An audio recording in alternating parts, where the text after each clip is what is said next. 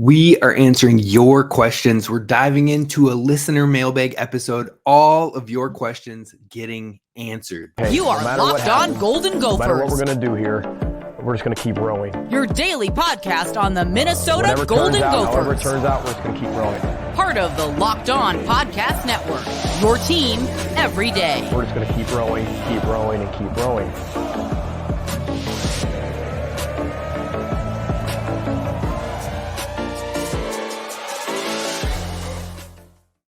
You're listening to Locked On Golden Gophers, part of the Locked On Podcast Network, your team every day. My name's Kane Rob, host of the podcast, former collegiate football video coordinator and recruiting assistant, here to talk Golden Gophers with you each and every day of the week, Monday through Friday. And today we are diving into a listener mailbag. I take your questions each and every week and try to get as many of them answered as I can on the show and try to keep it 30 minutes or less to keep it easy listen for folks. But if you want your questions answered in future weeks, definitely hit subscribe on YouTube or follow wherever you get the podcast at Locked On Golden Gophers, and send us your questions. You can drop them in the comments of the YouTube section. You can send them on DM on Twitter at Gophers Kane Rob. You can check out our weekly posts asking for questions and more. I'm always looking to gather the listeners' questions. So thank y'all for tuning in. Thank y'all for contributing to the questions, and let's get in. All right, so let's jump in now. The first question that we have from a listener is, will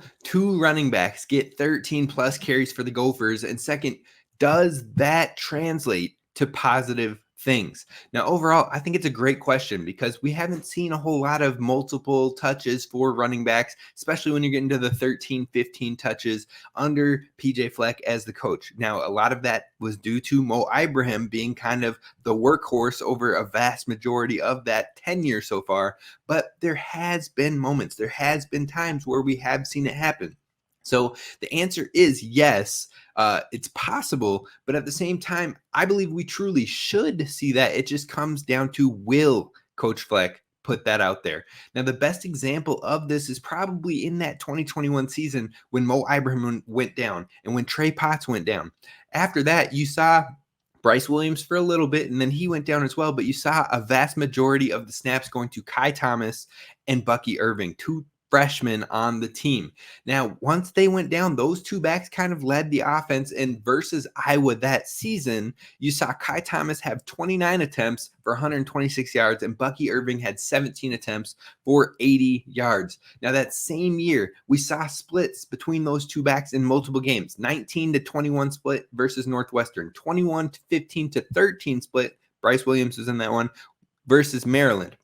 26-14 split with IU, and then 21-19 split versus West Virginia. So we've seen it happen before, especially with a younger running back room. I'm hoping that's what we will see once Darius Taylor is healthy, that we see that same type of split and workload and sharing of the rock when it comes to the running back position between Darius Taylor and Zach Evans. I really hope that's the route we go. We saw it can be successful, and it gives both freshmen touches and hopefully a reason to stay committed and stay here in Minnesota. Now, that being said, when we did do that, we ended up losing both of those running backs at the end of the season to the transfer portal as well. I'm not saying that's a correlation hand in hand, but it is unfortunate that that is the way it went down. Now, the next question is, we know the Hawkeyes have a solid defense and special teams and a below average offense, but how do you see us best attacking them when we are on offense to win this game? Now, the first thing I'm going to say is we have to run the ball, plain and simple. Now, the rush defense of the Iowa Hawkeyes has been worse than the pass defense. Like I've said all week, their secondary has a lot of guys in there that can make game-changing plays, that can force interceptions, that can force pass breakups. So the secondary is rock solid, and they're top 30 in pass defense in the nation. But the run defense, it's still top 50, but it's more so, I think, because a lot of people haven't been attacking them on the run in the run ground game as much. Even in that Wisconsin game, I feel like Wisconsin fans were calling for Braylon Allen to get the ball, even though he was a little banged up in the game. They're like, when he has the ball, he's doing something special. So hopefully, if Darius Taylor is healthy and when Zach Evans is out there, Bryce Williams, whoever else, we have to run the ball. We have to run the ball. We have to run the ball. Now that is probably music to PJ Fleck's ears, so I would expect to see a lot of running, but it can't just be running. And I want to stress that. You have to have the pass game still. You have to have some sort of complement. And the biggest thing in that pass game, in my opinion, is creative usage of the short game. The running backs and the tight ends should be featured in this game, in the passing game, so much. They should be. Will it happen? I don't know, but those should be the best friends against this type of Iowa defense. Because if you can get short swing routes out to your running back, if you can get your tight end moving on a drag across the field and just get them short yardage, 3-yard plays, and if they can break a tackle, keep creating, it still moves the ball into better running position. So that way you're starting, maybe you do that on a first down every once in a while, or a second down every once in a while, and you gain 3 yards from it, 4 yards from it. Then your run on the next play or the play prior hopefully is gaining 3 or 4 yards. So then you're looking at a 3rd and 3 almost each and every time. That is how the Gophers typically play against this Iowa team, and that's how they find success moving the ball, is taking and making short yardage fields and getting short yardage 3rd down opportunities, but then converting on them. And that's going to be the huge thing for the Gophers, is converting on 3rd and shorts. Don't fall into 3rd and logs. Don't fall into long opportunities where you have to gain tons of different yardage. Keep using the short passing game and keep an effective run game. And I think that's going to be really good against Iowa. But the biggest thing I want to stress, the biggest thing and key for the offense to win this game is taking care of the football, because the last few years, that's how they've lost this game, is losing the football late. And then it's a wrap after that. But with that, you can't abandon the pass if something goes awry. You can't just be like, oh, we threw an interception here, we're not passing the rest of the game. You cannot do that. Rather, you need to look for easy completions. If an interception happens, if we get set back on 2nd and 10 and 3rd and 10 and we go 3 and out, and all of a sudden it's like, well, we didn't run enough clock and we didn't have the ball. You can't abandon the passing game. You have to find ways to get easy completions and build the confidence of the quarterback up again. If you look at the Iowa matchup from last year, in the first half was solid for the Gophers. Ethan was like 8 for 9. Mo Ibrahim was tearing it up, and the Gophers could keep it moving. But in that second half, they turned into the Mo show, which worked for a while until it didn't. And it forced the Gophers into a tough situation and a make-or-break situation on a 3rd and 8, I believe. And Ethan Kaligmanis throws a slant route to Lemeki Brockington on the left side of the field, and it was there, and it hit him in the hands. It was good, but it bounced off his hands, and then it was intercepted, and that was a wrap. That was the ball game. So basically, yes, the running game can be the main attack and a great approach against this Iowa team, but you cannot completely abandon the pass game. You got to keep your quarterback confident and warm, easy completions, and then eventually, hopefully, you can build in a shot or two with the play action pass. That's going to be the best route, I think, for this Gophers offense. The next question we have is, can our interior line hold up versus the Iowa front? Now, yes, the short answer to that is yes. This Iowa defensive line is not like the one we saw last year. They lost a lot of their punch, a lot of their power, a lot of their pressure that converted into sacks. They lost a lot of that to the draft last year. Or one player was suspended as well this past offseason with the gambling hoopla and whatnot. But they still find a way to get pressure. So they still create pressures, but they haven't been able to get home on those pressures quite as much. So Minnesota will still have its hands full, but I think that the task isn't unbearable. It isn't something like we saw versus this Michigan team. It isn't something like we saw versus Nebraska in game 1 with all the complexities of the different pressures that and blitz packages that they were bringing. Now, that being said, I think Minnesota is going to run the ball, like I've mentioned. And so in this game, with having 2 patient running backs, if Darius Taylor is healthy, I think that having those 2 patient running backs should help the Gophers, because it helps them wait for holes to open up, and they have a little bit of wiggle to make people miss. So I think the biggest thing for the interior offensive line is just needing basic consistency. You don't have to do too much. You don't have to take on double teams. Iowa, if you can win a one-on-one matchup with this defensive line, I think you can set yourself for success in not only the running game, but the passing game as well. And hopefully, with how much they'll probably run in this game, it will open up some play action shots for the Gophers, and that will help us drive and move the field. Next question we have from a listener is, can we win without special teams at least go even in the field position battle? Now, I'm going to be 100% honest with you. I do not think the Gophers will win the field position battle. I don't even know if they can go even in the field position battle when it comes to flipping the field with special teams, especially because our special teams has not been special all year outside of Dragan Kesich. Love the guy, foot of gold, keep kicking the thing. But overall, I think Minnesota coaching has been kind of stubborn on their return game front and in a lot of special teams fronts in general. But I would love to see a player like a Christian Hoskins who has huge speed, or a player like Sean Tyler who has been an all-conference returner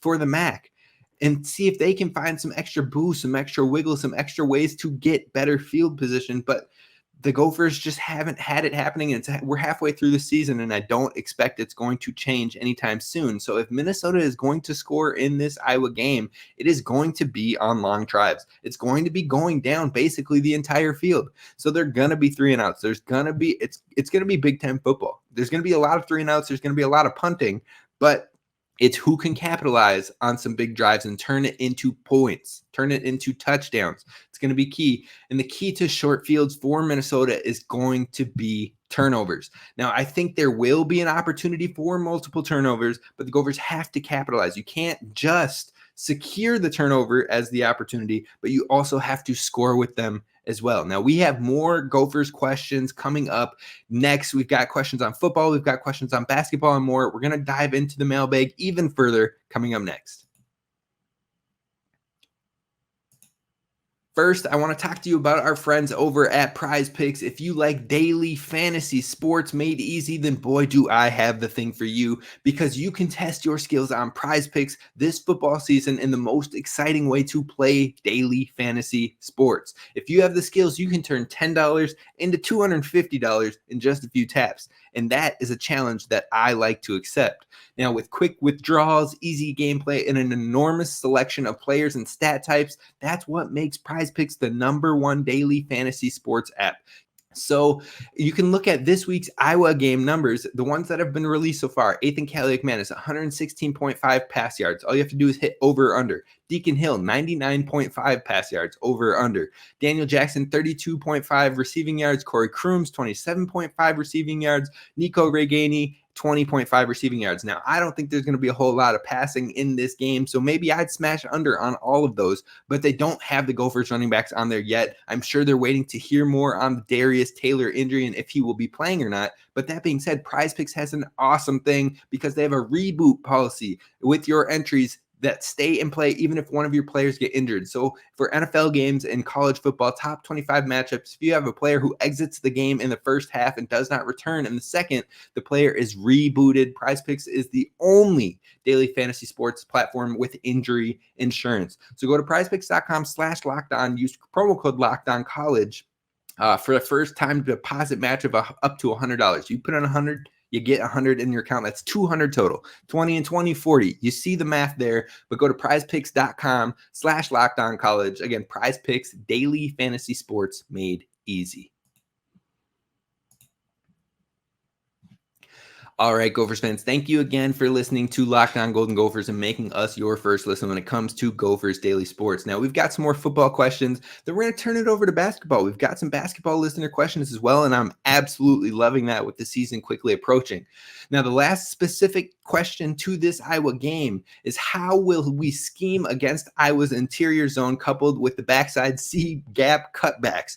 Now, look, it's detailed. That is a very detailed question. And honestly, if you want a very, very detailed breakdown answer, then I would ask my guy, Daniel House, who should have a very technical answer for you. But when it comes to this running game and trying to stop the interior zone and then how they use the C-gap outside zone as well, I think that Coach Rossi is going to get creative with the usage of the nickel cornerbacks in this one. And whether that be adding an extra hat to the box, whether that be sending a simulated pressure or having a delayed pressure as well to help fill the run fit, help fill the gaps, fill the holes on a delay as they develop with a safety or with a nickel corner, I think that's going to help take some of that pressure off on the inside zone. But on top of that, I think he's going to try to send different looks and feels to shut down this run game. Now, we saw him do that against North Carolina, who was a really good running team, but they had a quarterback to pick us apart over the top as well. I don't think Iowa has that. So we might see a lot of extra hats, a lot of extra things to stop the run game, specifically in this game. Now, the big thing for me is if Cody Lindenberg is back, maybe you see some interesting rotations of Maverick Baranowski coming in at the weak side linebacker. Maybe you'll see different blitz packages from Devin Williams and using his speed to get into the backfield or to create stops on the outside zone runs. But overall, I think the biggest thing that you're going to need to see is usage of that nickelback position. And the biggest thing is Jack Henderson healthy enough to play in this game? That's going to be something we want to watch. I think Craig McDonald is going to get a lot of usage in this game, especially if Jack Henderson isn't healthy. But the biggest player in this run defense for this week, I think, is going to be Darius Green, safety across from Tyler Newman, because he is a big run stop player. He is a guy who can lay the smack down, lay a big hit. But I think the biggest thing is he cannot get trigger happy in this game. He has to play patient. He has to play disciplined, like we've seen from Jordan Howden. Jordan Howden is the ideal safety for this type of matchup that sticks to the principles, keeps his eyes where they need to be, and doesn't get caught getting trigger happy. That's going to be pertinent in this game, and Darius Green is going to be a key player, in my opinion.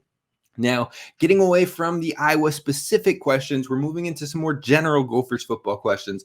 Can we be less excited about this year's football team and still believe better days are ahead for PJ and co? They're trying to moderate their expectations. I get that, 100%. And yes, I think you can be less excited about this year. It is a growing year, unfortunately. Now, we had high hopes that young players would click and get it super fast and we'd be in the competition. And you know what? That Northwestern game is really the only game that's taking us out of actual West contention right now. Can they still do it? Yes, but they have to win a heck of a lot of games moving forward, and we just haven't seen enough bright spots to have full faith in that. That being said, if people can come along, if things start to click after this bye week, then maybe there's things to get hopeful about. But I totally understand being less excited about this year's team, but still having hope for the future. This is a really young team. We've seen simple mistakes from players like Aiden Gooseby, from Maverick Baranowski, and that's not saying they're going to be bad players. They're young, they're inexperienced, and they're learning on the fly. The expectation was not for those players to continue to have a ton of reps. Even Ethan is still learning and growing and still getting the understanding of how to handle certain situations. That's why I'm not ready to bail on most of these players, if any of these players, because this is a very young team that needs to still grow into things. And on top of that, I'm expecting more from play calling, plain and simple. Because we make that same excuse for NFL players. They've changed coordinators this many times and this and that. This Gophers team has been through 3 coordinator changes in the last 4 years, I believe. So I want to see more from play calling. And that could be hard on me. That could be harsh from me, I guess. But they get paid the big bucks. They get paid to do this thing. So, I mean, that's where my critiques go when it comes to a struggling season with younger players. Now, hopefully we can get that flipped. Hopefully we can get that shaken out. But if we don't, that's where I would look for changes, not this player isn't good enough or this player isn't ready to play at this level. I think we've seen enough flashes from some of these younger players to see they can play here, but how do you bring those flashes out more? So I totally get the expectations there. And that's what I'll say for that one. Cool question. They said that they go and watch a Vikings game in a new stadium each year. What are some of my Gophers stadiums or favorite stadiums I've visited for the Gophers? 100% honesty, I haven't been to any of the Gopher away games since I've been covering the team. This is my second year in coverage. I thought about maybe going to North Carolina, but then I had a conflict with my job as well, so I couldn't get out that way. I thought about Kinnick, but we're just not happening this weekend. I'm thinking about Columbus, but I think this year I might just stick to the home games again and then maybe pick a game or two each year to try and travel to in future years of coverage. But there are some cool ones out there. Now, I've traveled all around for the D2 circuit, and I will say Augustana has an amazing facility for a D2 college. I think there was a fun one when we went out to Wayne State in the NSIC as well. They just come out of nowhere in the middle of a cornfield, but the community that shows out there is awesome. So there's some cool ones in the D2 space as well. But overall, hopefully I'll have more answers for you on that one in future years. One person's question, not fully a question, but he said that 2 disappointments this season. We had crazy hype for Tristyn Spann-Ford and Elijah Spencer. what gives. I wouldn't necessarily call these guys disappointments. Honestly, I want to know, what are we doing to get the ball to them and get creative usage from them? We had crazy preseason hype. You're right. But then how many targets are these players seeing? I mean, I think I've seen Tristyn Spann-Ford get more than 5 targets in one game this year. And I think it was the first game of the season. Now, yes, has he had some drops? Absolutely. And he needs to clean that up. And he knows that as well. But you got to think about how loyal a player has been to this. You got to think, with all that preseason hype, was he getting offers to go elsewhere? And he was like, no, I'm staying home. Did that happen? I would bet so. And so what I'm thinking is, why haven't we gotten him more touches? Why haven't we gotten him and Elijah Spencer, who transferred in from Charlotte, had a 900-yard season, was a top transfer recruit or transfer, I guess, what is the best term for that? Best transfer option that many schools were looking for.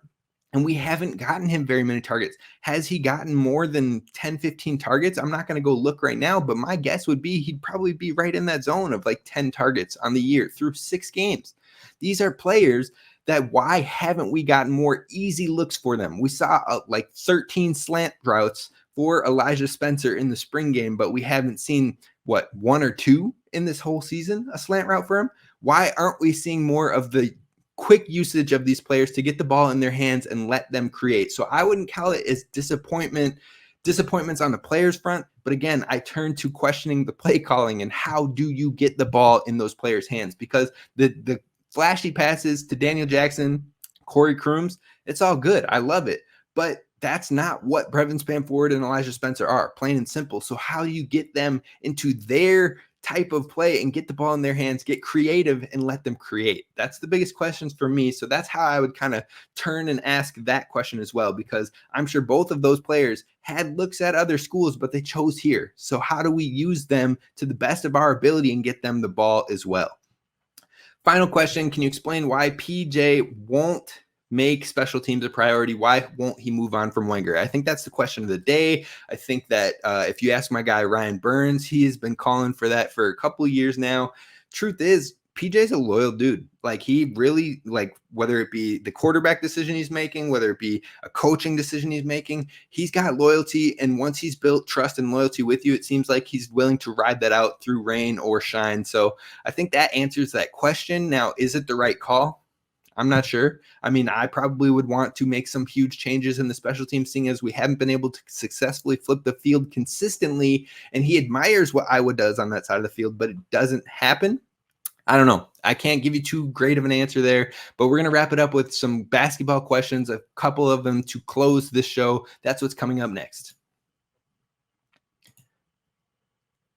First, I got to talk to you about our friends over at JCE Medical, because there's a lot of uncertainty in the world today, and if it's important to be prepared. You've got unrest in the Middle East, you've got fires in Hawaii, you've got hurricanes and tornadoes in Florida, and on top of that, earthquakes and so much more. And you know what? That can lead to supply chain shortages for medications, or the inability to get medications in a timely manner. So that's why you should get the JCE case, because the JCE case is a personalized emergency medication kit that contains 5 essential antibiotics that treats most deadly bacterial infections, and they can do it unique to your needs as well. They also have been working to expand their medication offerings in recent efforts and have added ivermectin as an option to the JCE case as well. So you can go on and get a look for the different options that you can add on to your JCE case and have it on hand for emergencies. I remember when I was living in North Dakota for a bit, there was so much snow that people got trapped inside for like basically 48 hours as things were trying to get cleaned up and whatnot. And that would have been a perfect time if someone had an infection, or if someone came down with something. This would have been the perfect thing to have on hand for emergencies like that. So you can go to jacemedical.com. That's JASE medical.com, and use promo code Locked On at checkout for a $20 discount on your order. That's promo code Locked On at jasemedical.com.